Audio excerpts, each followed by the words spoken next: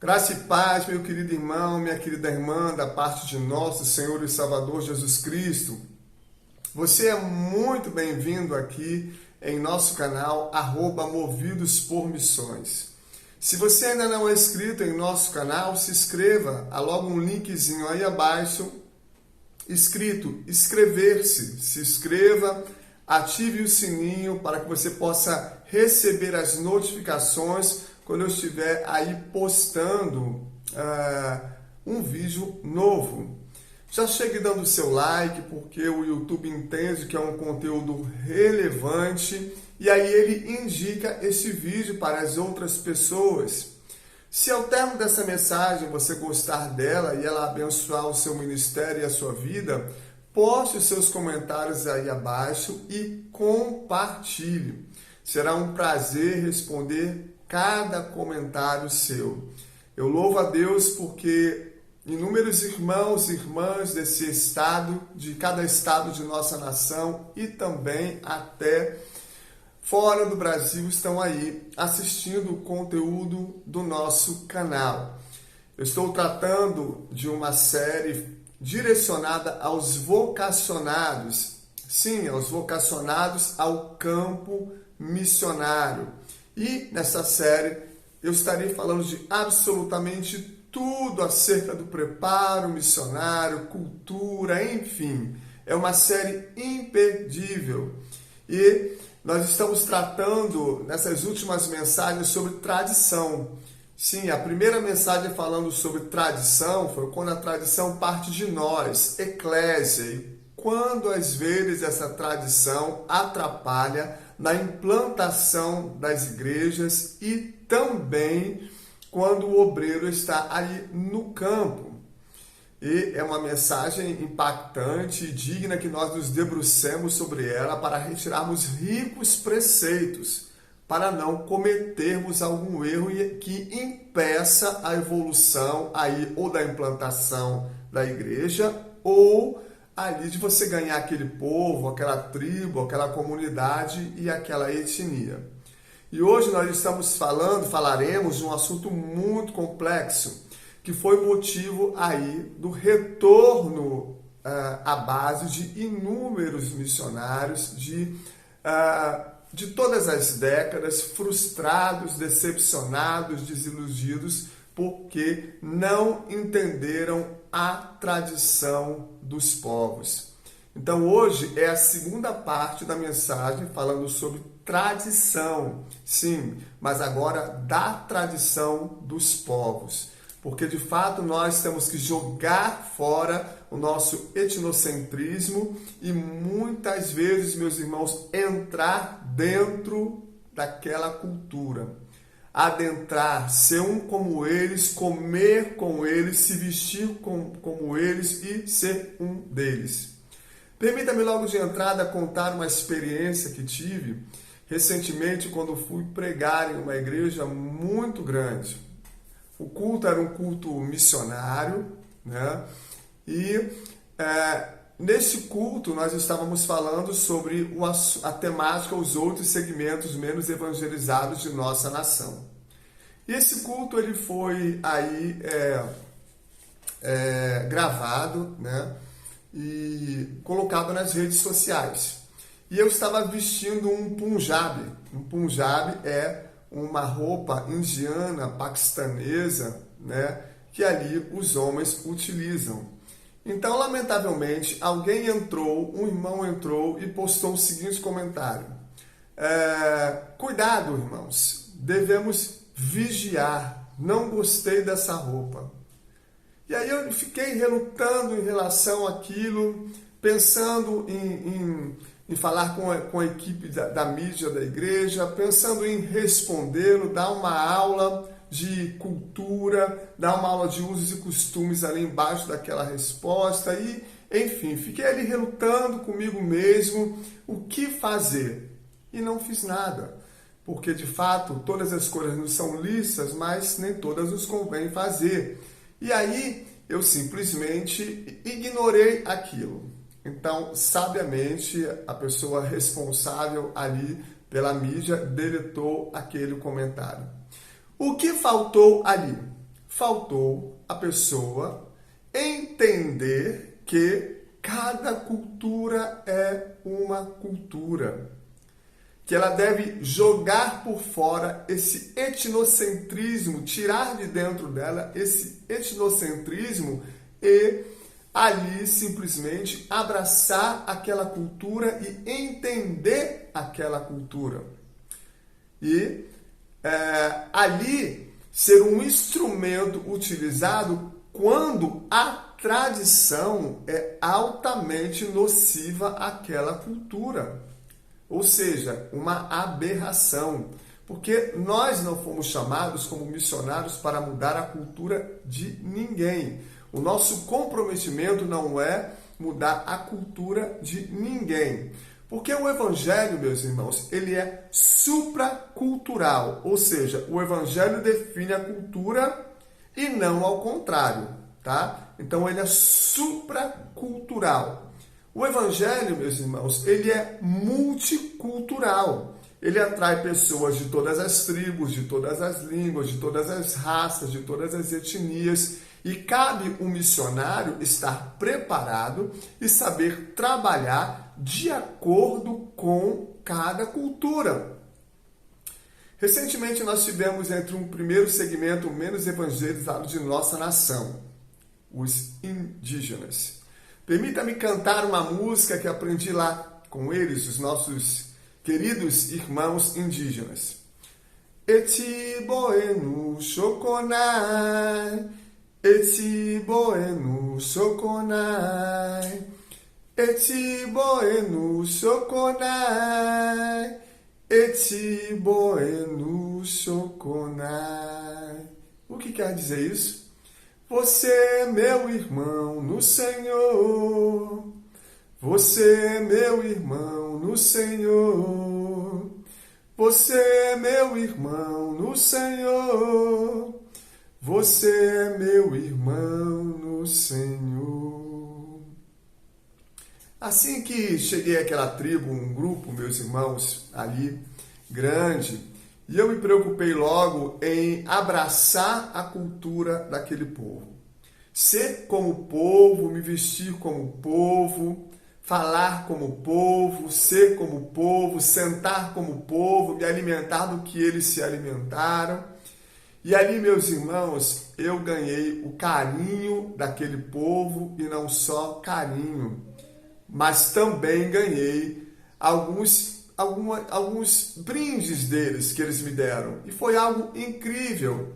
E de repente, parte do grupo perguntava, mas por que eu não ganho nada?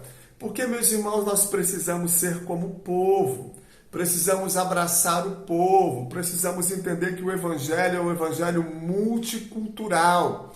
Você está saindo da sua cultura, você está saindo dos seus usos e costumes, você está saindo das suas vestimentas, você está saindo da sua comida, você está saindo de você mesmo e entrando em uma outra cultura. E aí eu me aproprio, da fala de Bies Sundas em seu livro O Apóstolo dos Pés Sangrentos, onde ele diz assim, abre aspas para de Bies Sundas, se você quiser levar o Evangelho no pote, leve no pote hindu. Quer dizer, se quiser levar o Evangelho ao hindu, leve no pote hindu. Fecha aspas. O que ele está querendo dizer? Se você for pregar ao hindu, há uma maneira. Eles têm as suas tradições, eles têm os seus costumes, e você precisa entender isso para não voltar para a sua base extremamente fracassado e decepcionado por não saber adentrar naquela cultura. Então o Evangelho ele não é só supracultural, ele não é só multicultural, ele é intercultural também, meus irmãos. Pois essas pessoas remidas, elas são um só corpo, uma só igreja. Isso, e como um só corpo, temos comunhão uns com os outros, porque um dia, como diz o livro de Apocalipse, escrito pelo apóstolo João na ilha de Patmos, Ele diz que um dia todos os povos, todas as tribos, todas as línguas, raças e etnias estarão diante do Senhor, dizendo: Santo, Santo, Santo, Santo é o Senhor dos exércitos e não há outro. Povos e povos, línguas e línguas, nações e nações, raças e costumes, todos, absolutamente todos. Então, por isso, o Evangelho é intercultural. Mas o Evangelho também, meus irmãos, ele é cultural. O Evangelho é o próprio Senhor Jesus, revelado em nosso mundo. É o Deus encarnado entre nós, derramando o seu sangue ali na cruz do Calvário, para que todo aquele que nele crê não pereça, mas tenha a vida eterna em Cristo Jesus. Quer mais? O Evangelho é transcultural. Ele deve ser levado de uma cultura para a outra. É exatamente aqui que entra as tradições. Sim, as tradições, que muitas vezes, meus irmãos, são um verdadeiro desafio para o cristão. Quando nós direcionamos um trabalho transcultural, é uma outra língua. Isso requer, meus irmãos, aí uma pesquisa acurada sobre aquele povo que iremos, sobre aquela tribo, sobre aquela nação, né? Por exemplo, a nação da Colômbia, capital Bogotá, o hino nacional o da República Colombiana, a moeda é o peso colombiano, o nome do presidente, a população estima 147,7 milhões de pessoas, aí uma estatística desatualizada de 2012. A língua oficial é a língua castelhana. Aí nós vamos ver a situação política, a situação econômica, as vestimentas, as religiões predominantes. E aí, se há perseguição ali entre os cristãos, ela parte de onde? Tudo isso, meus irmãos, requer um motivo de oração para que nós entremos nessas nações e trabalhemos melhor a tradição, quando essa é danosa, quando essa, meus irmãos, requer que seja extirpada. Você quer um exemplo disso? William Carey, o sapateiro de Deus, assim que chegou à Índia, no finalzinho do século XVIII, esse grande homem de Deus se deparou com uma prática chamada sati, ou seja, uma prática que era uma tradição, sim, uma tradição religiosa. Sim, o que era a tradição do sati? A tradição do sati, meus irmãos, era uma tradição hindu que se o homem morresse na frente de sua esposa, a esposa era queimada viva junto com o marido em uma pira. Esse sacrifício, meus irmãos, não era um sacrifício voluntário, mas era ali uma tradição. Uma tradição.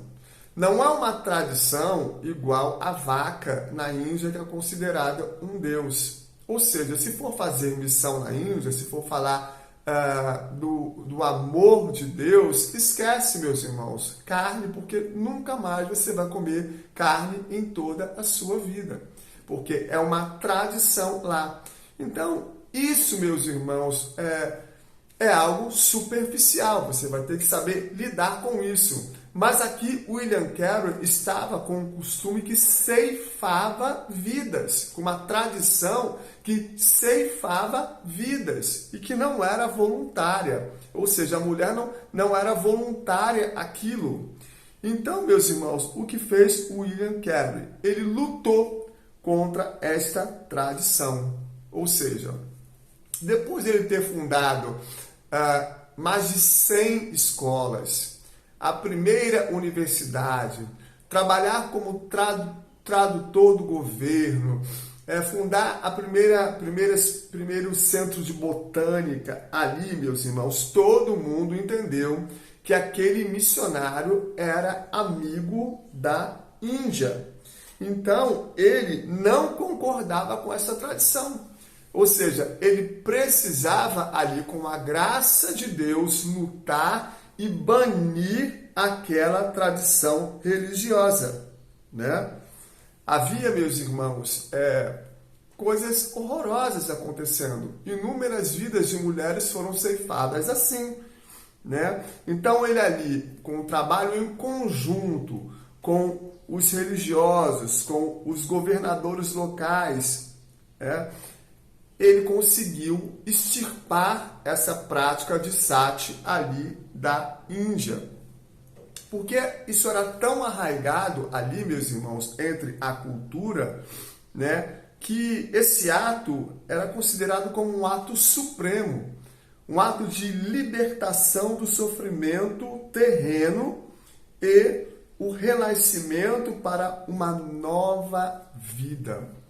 E William Carey, sabiamente, com a ajuda do Espírito Santo, depois de traduzir a Bíblia para mais de 40 idiomas diferentes, ele conseguiu acabar com essa tradição religiosa que era a prática de sati, né?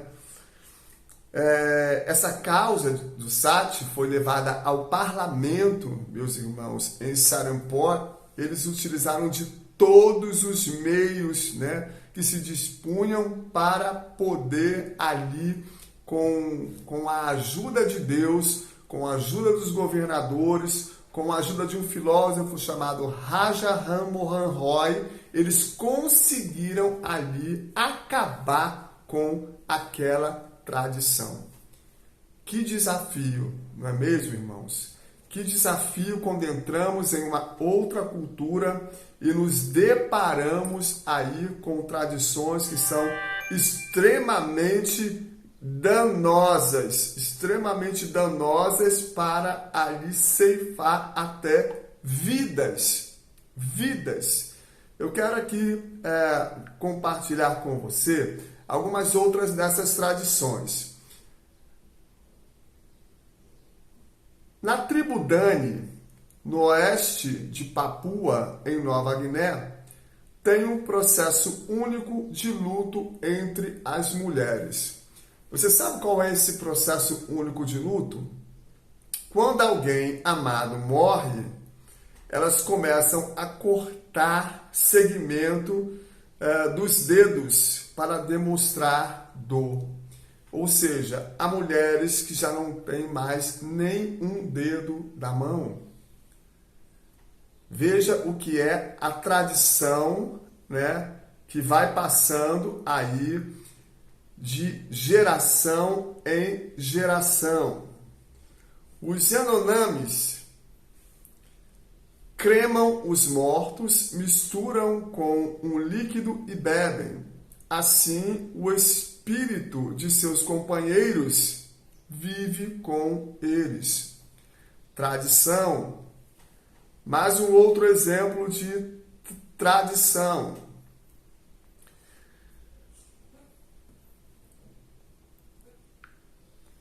Na tribo Tapirapé, no Mato Grosso, a mulher tem que se relacionar com vários homens e engravidar. Todos eles são pais da mesma criança, porque o esperma se mistura. Eles acreditam também que quanto mais homens contribuírem, mais forte será a criança. Eles têm um limite de 3 crianças por mulher. A partir do 4º, a criança é morta assim que nasce. Veja que costume aí, que desafio aí nós temos entre esta tribo indígena. Olha, meus irmãos, não é fácil, mas Deus, ele dá graça aos missionários. Mais um outro costume, uma outra tradição, agora em Madagascar, Farmagirana. Já ouviu falar em Farmagirana? Uma vez pelo menos ao ano, eles nascem e ali eles exumam, né? Depois que morrem, eles exumam o corpo do parente para alimentar e para dançar com ele. Tradições religiosas, não é? E muitas outras tradições, meus irmãos, aí o missionário tem que saber lidar com ela. Porque senão ele acaba colocando fim, meus irmãos, ali acaba colocando fim na missão, não é? Acaba ali atrapalhando tudo. Ele precisa de fato se aprofundar, estudar acuradamente sobre cada uma dessas tradições religiosas. Até que ponto interferir nelas, e com graça e com sabedoria. Quer um outro exemplo de interferência danosa? Já vimos a interferência benéfica de William Carey. Agora, um exemplo de interferência danosa, aqui mesmo, em nossa nação, né? Dessa vez, um padre, ele foi olhando ali uma tribo ribeirinha e via entre as mulheres ali que elas carregavam um cântaro pesado de água. Sempre que elas necessitavam da água, elas se direcionavam a um lago e aí traziam aquelas águas, mas era um lugar muito longínquo. E esse homem, esse sacerdote movido aí pela compaixão, ele quis ajudar. Levantou muito dinheiro através de umas ONGs, conseguiu colocar a água encanada. E de repente, meus irmãos, quando ele colocou tudo, aquela água toda encanada, achando que foi algo benéfico, você sabe o que aconteceu? A líder ali disse simplesmente que odiava ele. Então houve uma pergunta no coração daquele homem: poxa vida, eu olhava vocês carregando aquele cântaro pesado, aquela água pesada ali durante muito tempo e senti o desejo de colocar água dentro da casa de vocês. E eu fiz um esforço para isso. Então a resposta dela para eles foi a seguinte: vejam, aqui em nossa cultura, olha só, meus irmãos, em nossa cultura, nós somos muito submissas aos nossos maridos. E era o único momento que tínhamos que nós conversávamos entre as mulheres. Ou seja, meus irmãos, todas as coisas são lícitas, como o apóstolo Paulo disse, mas nem todas me convém fazer. Convém fazer? É o momento de fazer? Devo fazer ou não? E como fazer? Como colocar a mão ou as mãos nesta situação? Por isso é extremamente necessário, meus irmãos, estudarmos sobre os países, estudarmos sobre a cultura, as camadas da cultura, que é o comportamento daquela tribo, que é os valores daquela tribo, que é o sistema de crenças daquela tribo, que é a cosmovisão daquela tribo, não só da tribo, mas aonde o Senhor lhe enviar, missionário e missionária. O Evangelho também é contracultural. O Evangelho encontra o homem onde ele está, dentro de sua própria cultura, e o transforma pelo poder do nome de Jesus. Então, meu querido irmão, minha querida irmã, meu querido missionário, minha querida missionária, muitas vezes temos que estar preparados para o choque cultural. Porque muitas vezes você vai chegar em uma nação dessa, em uma tribo dessa, em uma etnia dessa e terá uma tradição ali religiosa naquele lugar. Devo interferi-la? Devo interferir? Não devo interferir? Como interferir? Que o Espírito Santo me ilumine você para que dia após dia nós, com a ajuda do Espírito Santo, com a iluminação dada por Ele, saibamos fazer a coisa certa, da maneira certa, no tempo certo. Então aí nós trabalhamos esses dois tipos de mensagem, né? Dois tipos de tradições, né? Uma quando parte da própria igreja, que atrapalha o trabalho, e outra por falta de sabedoria e estudo do missionário, e aí ele se depara com aquela situação, não sabe como agir. Meus queridos irmãos, não façamos nada, meus irmãos, absolutamente nada para agredir a religião de ninguém. Eu lembro logo do apóstolo Paulo na colina de Marte, meus irmãos, quando ele estava ali entre os filósofos, né? E ali existia uma placa ao Deus desconhecido.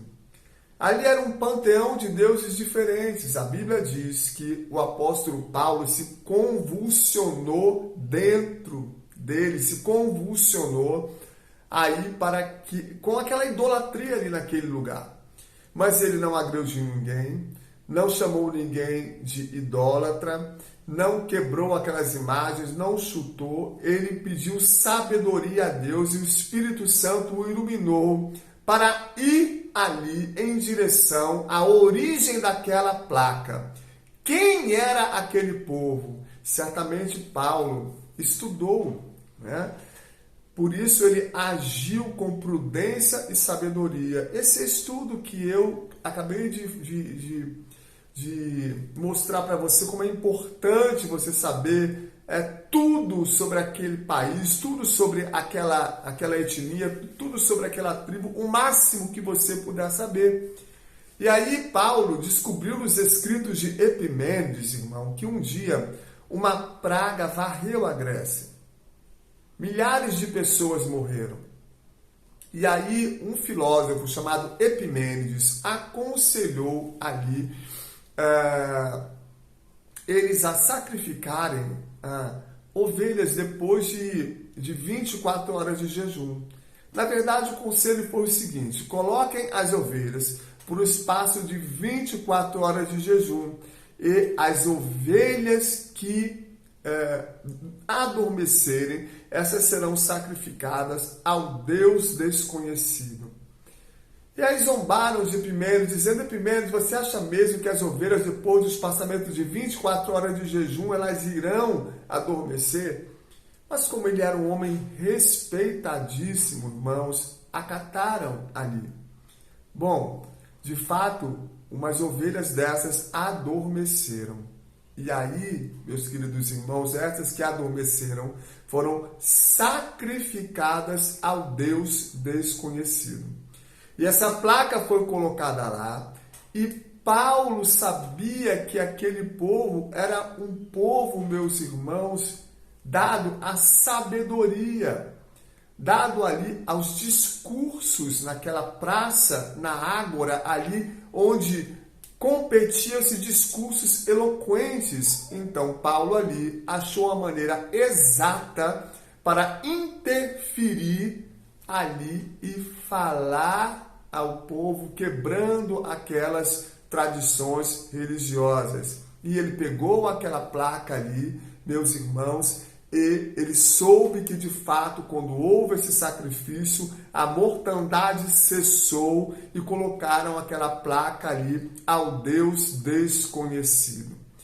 O Deus é desconhecido, meus irmãos, até o missionário e a missionária chegar e falar da bondade desse Deus, e falar que esse Deus é o Deus criador de todas as coisas, do céu, do mar, e de absolutamente tudo que há, e falar da bondade desse Deus, da graça que esse Deus dá a todo homem, das misericórdias que ele tem. E foi isso que Paulo falou. Paulo não criticou aquelas tradições. Paulo simplesmente agiu com a iluminação do Espírito Santo. Então, que direito tenho eu, meus irmãos, de criticar alguém, de entrar na casa de alguém e dizer tira isso, tira aquilo, arranca isso, arranca aquilo, que isso não procede de Deus, isso é de parte maligna? Você não tem esse direito, missionário, missionária. Eu não tenho esse direito. A única coisa que devemos fazer é pregar a palavra de Deus. E aí, meus irmãos, a palavra de Deus simplesmente não voltará vazia. Não é isso que diz o profeta maior Isaías? Assim como a chuva cai do céu e para lá não retorna, sem que primeiro regue a terra e dê semente ao semeador e pão ao que come, assim é a palavra que sai da minha boca, não tornará para mim vazia, mas prosperará para o propósito ao qual ela foi designada. Não é a sua palavra, é a palavra do Pai. Então, que você receba aí a graça de Deus e o poder de Deus para que você possa ali agir, meus irmãos, agir. Eu lembro de quando eu estava em missão no Piauí, entre os sertanejos, a igreja era ao lado de uma casa de uma família que tinha sofrido uma coisa dilacerante, que foi um estupro coletivo que teve nesse estado, e 3 meninas, foram 5 que foram estupradas, algumas morreram, e 3 meninas eram da mesma família. E justamente essa família que estava ali ao lado da igreja. E no decorrer da missão, no decorrer do culto, 5 estados diferentes se reunindo ali. E aí eu olhando para aquela mulher que estava se debruçada ali no muro para ouvir o culto, e eu fui em direção a ela. E tivemos uma longa conversa. Me apresentei a ela. Ela falou, olha pastor, ninguém nunca veio aqui na minha casa. Eu falei, é mesmo? Então eu vou na sua casa. E meus irmãos, quando entrei naquela casa ali, mas havia tantas imagens, mas isso não é da minha conta.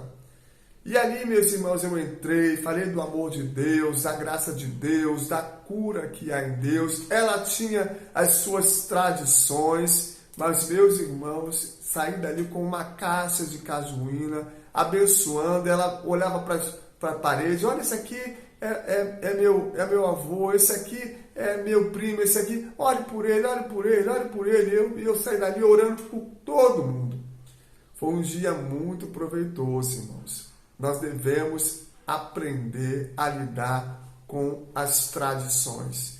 Isso é extremamente relevante e não pode ser negligenciado nem por mim e nem por você, meu querido missionário, minha querida missionária. Deus abençoe a sua vida, a sua casa, o seu ministério, a sua família. E jamais esqueça, Deus, Ele está convocando homens e mulheres para esses últimos tempos, porque Ele está voltando e Ele tem pressa e Ele está lhe chamando. Se você está assistindo essa mensagem, você não está assistindo ela à toa. Comente, compartilhe e que Deus abençoe, meu querido irmão, minha querida irmã, a sua vida poderosamente, em nome do Senhor Jesus. Amém.